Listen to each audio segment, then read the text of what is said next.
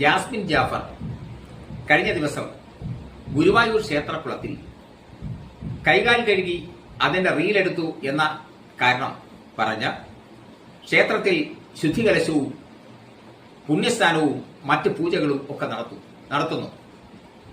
അത് ക്ഷേത്രത്തിന്റെ ആചാരമാണ്, അനുഷ്ഠാനമാണ്.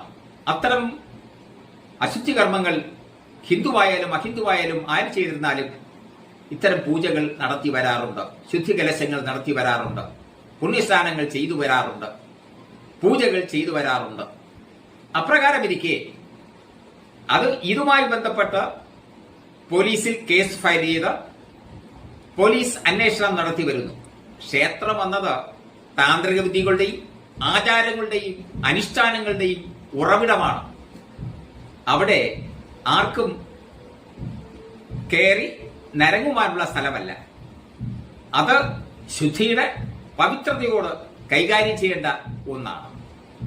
അവിടെ ഈശ്വരൻ കുടികൊള്ളുന്ന സ്ഥലമാണ്. ആ ദൈവിക സങ്കല്പത്തിന് വിപരീതമായി ചിന്തിക്കുമ്പോഴാണ് ഇത്തരം സംഭവങ്ങൾ നടക്കുന്നത്.